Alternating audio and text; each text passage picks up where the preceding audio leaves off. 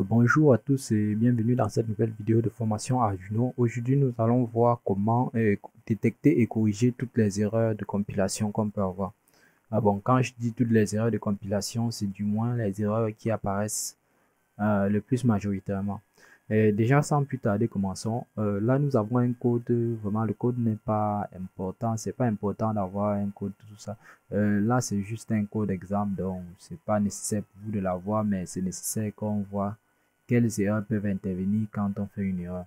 Par exemple, la première erreur, déjà, ça va être une erreur sur les fichiers d'entête. Les fichiers d'entête, ce sont tous les fichiers qui s'écrivent avec des dièses.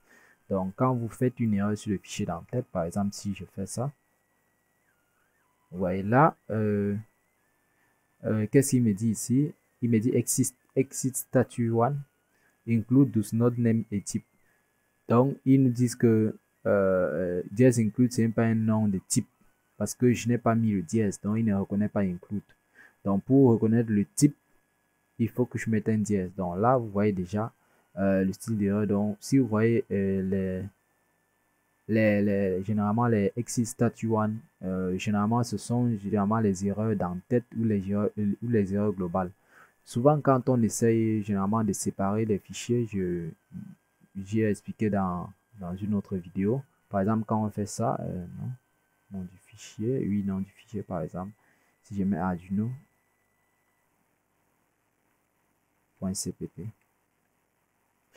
Oui, donc généralement quand on écrit un programme, les erreurs avec exit statue 1, ce sont généralement les erreurs d'entête.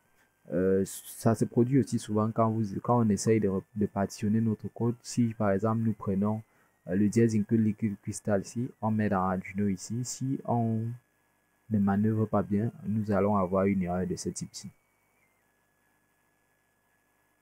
Donc, ça c'était la première erreur qu'on pouvait voir. La seconde erreur, c'est quand vous faites une faute d'orthographe ici. Vous allez voir, je pense que l'erreur est différente, si je ne me trompe pas. Ouais. Donc là, vous voyez quand vous faites une erreur d'entête, là, il vous met toujours le exit statue 1. Donc, quand vous voyez déjà ça, qu'il fait exit statue 1, donc ça, c'est une erreur forcément. On dit, je voulais faire les fichiers d'entête. Donc, c'est une erreur de fichier d'entête généralement, c'est pas caché. Allez à l'entête et corriger le problème et ça devrait aller. Vous voyez, même si j'enlève par exemple les parenthèses, les accolades là, vous voyez l'erreur c'est d'abord un exit statue 1. Vous voyez là. Donc vous voyez expect field name or field name. Donc vous voyez, il vous montre les deux méthodes et c'est même très expliqué. Généralement même les compilateurs de certains, vous voyez là le compilateur vous a même expliqué. Là il vous marche même le travail. Donc il vous montre où est l'erreur. Donc c'est important de le savoir. C'est important de le savoir. Bon, la prochaine erreur cette fois-ci, ce sont les erreurs de point-virgule. Ça, c'est une erreur qui arrive généralement et c'est même la plus facile à détecter. Donc là, quand j'enlève le point-virgule, ouais, là, il va me donner une erreur. Il va dire expected virgule or point-virgule before const. Donc, il mélange à la fois les erreurs de virgule. Vous voyez là, on regarde une virgule ou un peu un virgule avant le mot const. Ce mot const-ci. Donc, on regarde. Généralement, quand on dit avant le mot const, par exemple, le const ici, c'est avant qu'il y a une erreur. Donc là, avant, je vais mettre le point virgule. Vous voyez, je peux aussi faire une petite erreur de virgule. Laissez-moi arriver sur les pin mode. Petite erreur de virgule, vous voyez. Si je fais, vous voyez, c'est top. Je ne vois pas trop entrer. C'est pin mode. Voyez. Pourquoi je ne vois pas de pin mode? Bon, là, nous allons diminuer. Bon, c'est vrai que c'est un très gros programme. Bon, là, c'est vrai que c'est un très gros programme. Bon, par exemple, sur les pin modes, où il y a... non. Par exemple, ici, sur les pin modes, nous avons pin mode, entrée A en sortie, entrée B en sortie. Si on enlève la virgule ici, et que l'on relance, vous voyez, là, il nous mélange, il nous dit que to few argument of function pin mode, oui, unit 8 pointé, unit 8 pointé. Donc, quand il nous explique et qu'il nous montre la ligne, vraiment l'erreur est très facile à gérer. Donc ça, c'était pour l'erreur de point virgule. Donc, vous voyez les mots d'écriture des messages d'erreur. Parce que le problème de l'erreur, c'est d'abord de la comprendre. Parce que quand vous avez compris une erreur, vous pouvez la résoudre très facilement. Quand vous savez que c'est une erreur de point virgule, ce n'est pas alarmant comme si vous savez que c'est par exemple une erreur, je ne sais pas, de peut-être de compilation. Parce que nous allons y arriver. Après, c'est par exemple l'erreur de syntaxe d'une fonction. Par exemple, si on met const int comme ça, il peut venir mettre que de mettre const, j'oublie le s là, je mets const int par exemple. Donc là, il va dire const do not a name of a type. Donc vous voyez que const n'est pas un nom de type. Donc vous allez voir que quand il pioche ça, vous pouvez la réparer très facilement. Donc ça, ce sont aussi des erreurs à éviter. Donc, et il faut être vraiment attentif pour vraiment pouvoir éviter ces erreurs-là. Ce sont les erreurs qui se répètent et se répètent. Ce sont des erreurs qui se répètent constamment. Quand vous saisissez un programme, par exemple ici, je suis sur un programme, par exemple, je suis un programme sur près de 584 lignes. Donc, vous avez avec moi que ce sont des erreurs. Vous n'allez pas écrire un programme de 500 lignes sans avoir une erreur quand vous êtes peut-être soit débutant, soit amateur. C'est vrai que les professionnels peuvent s'épargner ça, mais généralement, quand vous écrivez un programme très long, il doit toujours avoir une petite erreur. Souvent, il y a souvent une petite erreur. Je ne dis pas que ça arrive à tout le monde, mais souvent, ça peut être une très petite erreur là, juste peut-être un point virgule oublié, je ne sais pas, par exemple, une variable mal déclarée. Ça peut faire preuve d'une erreur de compilation. Donc, une autre erreur très répandue, c'est l'erreur du choix du type de carte. Sur le logiciel Arduino, vous avez là en bas à droite, oui, à l'extrême bas à droite, oui, vous avez là le type de carte. Là, nous avons Arduino Uno Sucom 3. Quand généralement vous compilez votre code, le code est compilé parce que c'est un code en langage Arduino.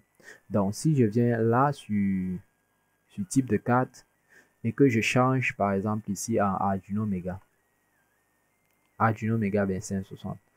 Là, si je recompile mon code, il n'y aura pas d'erreur. Ça, c'est parce que j'ai utilisé toutes les fonctions que j'ai utilisées correspondent aux fonctions de l'Arduino Uno.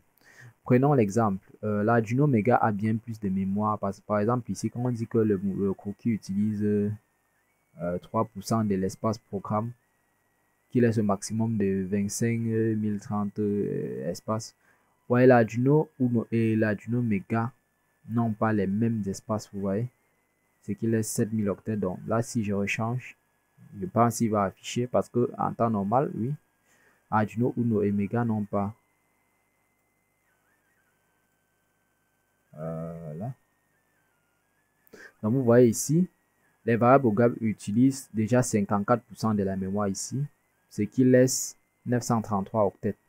Et si je choisis la carte Mega, vous voyez ici, type de carte Arduino Mega, et que je compile, vous voyez là, le message est différent. Les variables globales consomment 13%, ce qui était 54% sur la Uno devient 13% sur la Mega, ce qui laisse 70-77 octets pour les variables locales. Donc ça, c'est aussi une erreur de compilation qui peut arriver. Il y aura certaines fonctions, c'est vrai que les cartes Arduino Uno et Mega sont très similaires, mais il y a certaines fonctions qui sont propres à l'Arduino Mega et d'autres qui sont propres à l'Arduino Uno. Donc faites toujours attention à avoir sélectionné la bonne carte. Et le plus grand défaut de ça, c'est très souvent que quand vous travaillez sur une carte méga, généralement on peut oublier, dans le logiciel Arduino, on peut oublier de changer le type de carte ici. Donc de changer le type de carte en peut-être, de changer la méga peut-être en Uno. Pourtant on a peut-être l'habitude de travailler en Uno. Après on compile et on téléverse, notre code ne fonctionnera pas. Un code que vous avez compilé ici en disant au logiciel que ça va sur la carte Uno. Si vous l'envoyez sur la carte Mega, soyez-en sûr, ça ne fonctionnera pas. Parce que déjà, même ils n'ont pas la même disposition des pins. La carte le code sera téléversé dans la carte même. Donc jusqu'au téléversement, ça va téléverser dans la carte Mega. Mais ça ne doit pas exécuter. Que ce soit Mega, Nano ou donc, Si vous choisissez une carte ici, par exemple, nous, on a choisi Mega ici, soyez-en sûr que vous compilez. Même dans le logiciel Proteus, c'est la même chose. Donc, si vous compilez, par exemple, pour aller simuler dans le logiciel Proteus, assurez-vous que dans Proteus, vous simulez, par exemple, ici, on a compilé avec la carte Mega, vous simulez avec la carte Mega. Sinon, là, ça ne vous donne même pas d'erreur et ça ne vous dit même pas ce qui ne marche pas. Donc, c'est le plus dangereux sur cette technique-là. Donc, ça, c'était une autre erreur qu'on peut avoir. Après, nous pouvons avoir l'erreur du manque de bibliothèques. Par exemple, je vais revenir à l'entête de notre code. Par exemple, ici, nous avons inclus la bibliothèque, par exemple, EEPROM. Donc, je vais enlever. Je mets ça comme un commentaire dans le compilateur, on ne le verra pas. Donc, j'enlève ça. Si j'enlève ça, là, il nous dit EEPROM was not declared in this scope.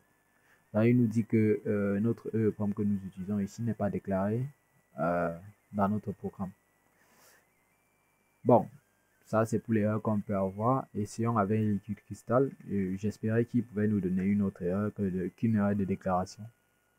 Bon, là nous pouvons essayer avec Liquid Crystal. Ouais.